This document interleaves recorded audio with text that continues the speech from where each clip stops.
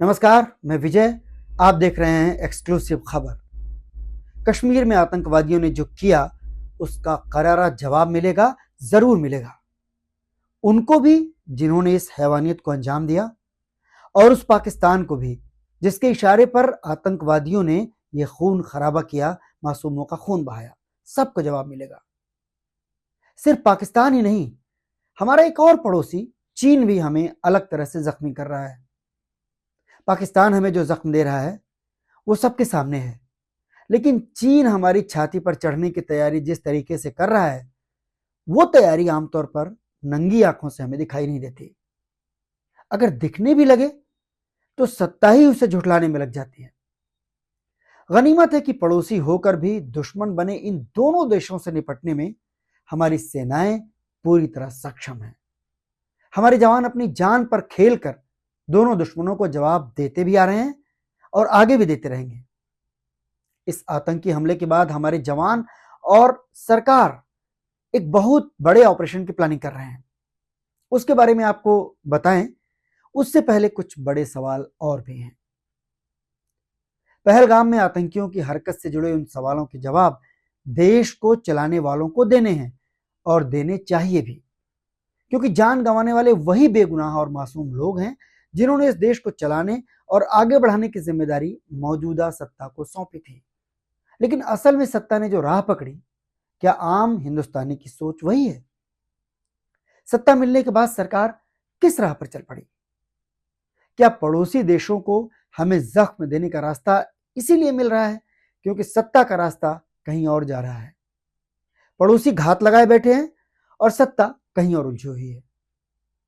पहलगाम की घटना ने देश के हर हिस्से को जख्म दिया है। पूरा देश दर्द में है, लेकिन इस दर्द के साथ ही कश्मीर से लेकर कन्याकुमारी तक लोगों में एक आक्रोश भी है। यह आक्रोश आतंकवाद या उसे पालने पोसने वाले पाकिस्तान से भी ज्यादा इस बात पर है कि सैलानियों का धर्म पूछकर गोलियां बरसाई गई। यहीं से वो असल सवाल खड़ा होता है जो सत्ता की राह, सत्ता की सोच तक ले जाता है। मेन स्ट्रीम मीडिया से लेकर सत्ता से जुड़ा सोशल मीडिया का पूरा तंत्र इसी बात को बढ़ा चढ़ाकर दिखा रहा है, इसी बात को बता रहा है। आतंकवादियों ने जो किया वो उनकी घिनौनी हरकत थी।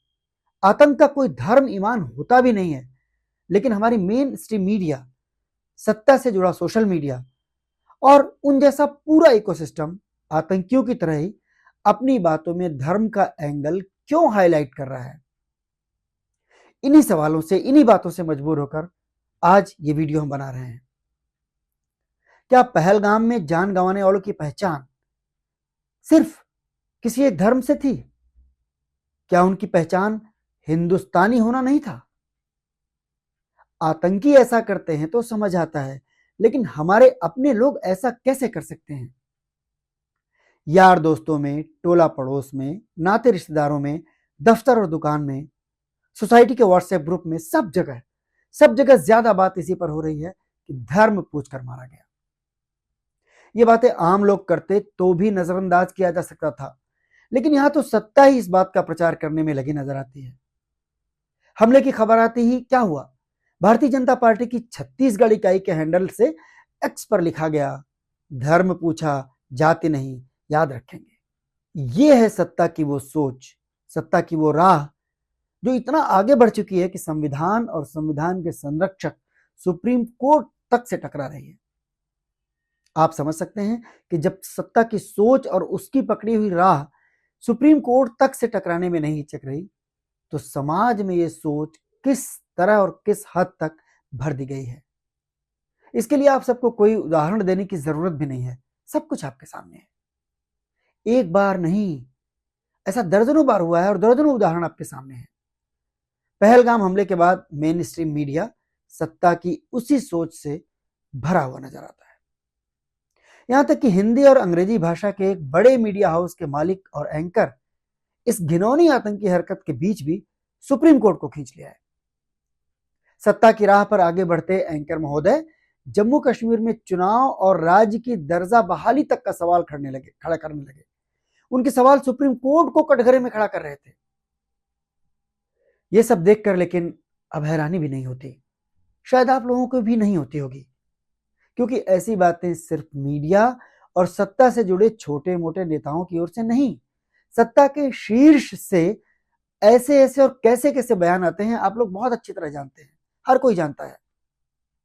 कोई इक्का दुक्का नहीं, ऐसे बयानों की लंबी फहरिस्त है जो ये साफ कर देते हैं कि हमारी मौजूदा सत्ता की सोच क्या है, उसका रास्ता क्या है। अब अगर हमारी सत्ता का फोकस ऐसा है, अगर हमारी सत्ता धर्म के व्याख्यान और सुप्रीम कोर्ट से टकराने में ही व्यस्त रहेगी, तो घात लगाए बैठे दुश्मन को एक मौका मिलता है। उसे दो बातें समझ में आती हैं। पहली तो ये कि सरकार का उनकी हरकतों पर ध्यान कम है, लिहाजा कुछ भी किया जा सकता है। और दूसरी ये कि मौजूदा दौर में ऐसी कोई भी हरकत भारत की अस्मिता पर हमले से बढ़कर एक धर्म विशेष की अस्मिता पर हमला ज्यादा मानी जाएगी। आप खुद सोचिए कि ऐसी सोच से हमारे देश और हमारे समाज का भला हो रहा है या फिर हमारे दुश्मन इसका फायदा उठा रहे हैं। इन आतंकियों के पीठ पर बैठा पाकिस्तान सिर्फ यही कर सकता है। उसकी हैसियत ऐसी कायरता दिखाने से ज्यादा और कुछ नहीं है। लेकिन हमारा दूसरा पड़ोसी है चीन, वो कुछ और तरीकों से घात लगाता है। भारत की आजादी के बाद से ही वो पीठ में छुरा घोंपता आ रहा है। चाहे वो पंडित नेहरू के हिंदी चीनी भाई भाई का दौर हो, चाहे नरेंद्र मोदी के साबरमती रिवर फ्रंट पर झूला झुलाने का दौर हो, चीन अपनी हरकतों से कभी बाज नहीं आया। जिस वक्त अपने देश की मौजूदा सत्ता अपनी राह पकड़कर 80-20 का खेल खेलने में लगी है, सुप्रीम कोर्ट से टकरा रही है, ठीक उसी वक्त चीन बॉर्डर पर अपने पांव पसार रहा है। यह रिपोर्ट भी एक ऐसे मीडिया हाउस की है जिस पर विशुद्ध रूप से गोदी मीडिया का ठप्पा लगा है। यानी सत्ता के लिए इस रिपोर्ट को झुठलाना भी आसान नहीं होगा। हम बात कर रहे हैं एनडीटीवी की।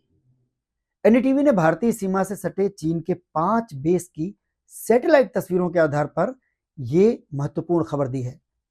उन तस्वीरों से पता चलता है कि चीन अपने अड्डों को नए अप्रैन स्पेस, इंजन टेस्ट पैड और सपोर्ट स्ट्रक्चर के साथ अपग्रेड कर रहा है। कुछ तस्वीरों में ड्रोन भी दिखाई दे रहे हैं जो चीन के एयरफोर्स का बड़ा आधार है। रिपोर्ट में जिन तस्वीरों का जिक्र है वे टिंगरी, लहुंजे, बुरांग, यूटियन और यारकंट में नए एयरबेस की हैं। खबर में यह भी बताया गया है कि टिंगरी, लहुंजे और बुरांग जैसे एयरबेस वास्तविक नियंत्रण रेखा यानी एलएसी के करीब 25 से 150 किलोमीटर के भीतर स्थित हैं। इनके असर को भी आप समझ लीजिए। अपने इन अड्डों यानी इन बेसिस के जरिए चीन अरुणाचल प्रदेश, सिक्किम, उत्तराखंड और लद्दाख में स्थित भारतीय सैन्य ठिकानों को आसानी से निशाना बना सकता है। इतना ही नहीं, चीन ने हाल ही में भारत का नाम लिए बगैर एक धमकी तमाम देशों को दी है कि जो भी देश चीन के साथ व्यापारिक रिश्तों को कमजोर करके ट्रंप की शर्तों के मुताबिक अमेरिका से व्यापारिक रिश्ते बढ़ाएंगे, उन देशों को अंजाम भुगतना होगा। इस विषय पर कभी अलग से बात करेंगे, लेकिन अभी समझना यह है कि चीन और पाकिस्तान हमारे यहां घुसपैठ करते हैं तो उन्हें इसका मौका क्यों और कैसे मिल रहा है। पहलगाम के आतंकी हमले में इंटेलिजेंस फेलियर भी एक सवाल है, लेकिन उससे भी बड़ा सवाल सत्ता की मुस्तैदी का है। आखिर हमारी मौजूदा सत्ता किन मसलों की ओर ज्यादा मुस्तैद है, यही तो सबसे बड़ी फिक्र है। ऐसे किसी आतंकी हमले का जवाब देने में हमारे जवान हर वक्त सक्षम हैं। जो जानकारी आ रही है उसके मुताबिक सरकार मुंहतोड़ जवाब देने के लिए बड़े ऑपरेशन की प्लानिंग में लगी हुई है। गृहमंत्री अमित शाह कल देर शाम श्रीनगर पहुंच गए और श्रीनगर से लेकर दिल्ली तक हाई लेवल मीटिंग्स का दौर चल रहा है। लेकिन सत्ता के तौर तरीकों पर सवाल यहां भी बने हुए हैं। क्या हमारे जवान जो किसी भी हमले का जवाब देने में सक्षम है, क्या सत्ता उसे उस फौज को भी अपनी सोच के आईने में ही देखेगी? मेन स्ट्रीम मीडिया और सोशल मीडिया से लेकर व्हाट्सएप यूनिवर्सिटी तक बात देश की होगी या धर्म की? बात हमारे जवानों और देशवासियों की होगी या राजनीति और चुनावी हिंदुत्व की? यह सवाल हमारी कल्पना नहीं है। 2019 के चुनावों का दौर आपको याद होगा, जब पुलवामा के शहीदों के नाम पर खुलेआम वोट मांगे गए थे। कैसे और किसने मांगे थे आप सब जानते हैं। हर बात में राजनीति, और हर राजनीति में खास किस्म की सामाजिक बंटवारे की लकीर खींचने की सोच ही वो सबसे बड़ा दर्द है।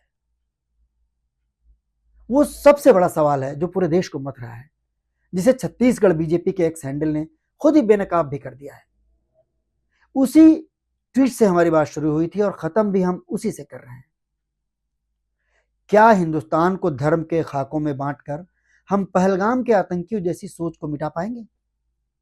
क्या देश के हर नागरिक को सिर्फ सच्चा हिंदुस्तानी माने बगैर देश की सत्ता दुश्मन पड़ोसियों से मुकाबला कर पाएगी? बॉर्डर पर हमारे जवान मुस्तैद हैं बगैर किसी बंटवारे के, लेकिन सत्ता ये बंटवारा कब खत्म करेगी? क्या कभी वो दिन आएगा जब देश के दिल में बंटवारे की कोई लकीर नहीं होगी? ना कोई जाति का बंटवारा होगा, ना धर्म का।